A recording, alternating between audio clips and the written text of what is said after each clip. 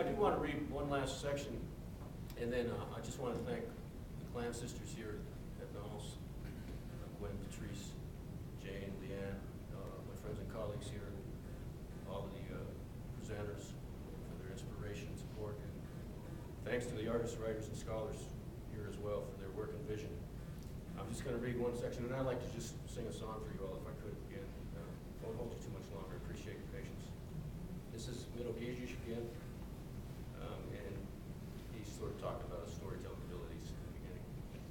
I know I should have made this more simple, made clear the conflicts, desires, and places of stories.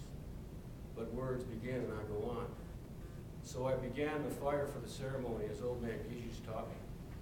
And though he taught me, we remained different in our approaches to fire building. In his ceremonial confidence, drawn from the extent of his experience, he would use materials I would never use to build the fire. I saw him throw gasoline on logs once before a winter ceremony.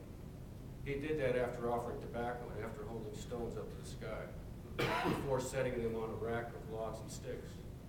Once I watched as he piled boards and planks on the outside of the frames of the fire.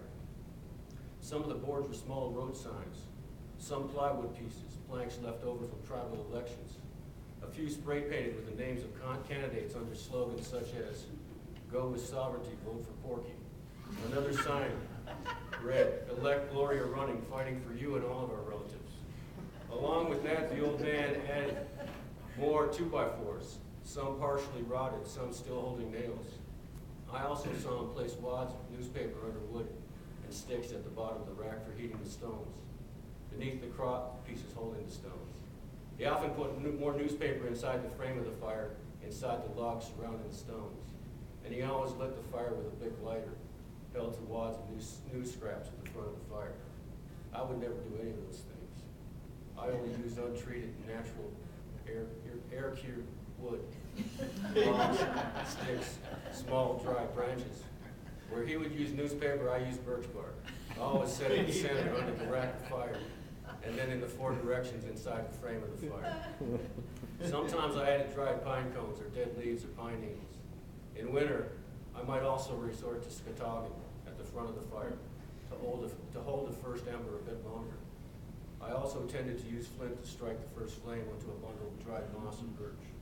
I would set that first flame at the base of the frame of the fire and ignite the birch inside the frame. I also made sure to build the fire with small sticks to medium sticks to larger logs from the inside, from the foundation to the conical frame, outward, smaller to larger. This made for a more even, gradual building of heat, and was one way of giving the fire a better chance of catching. And of course, I too always offered tobacco.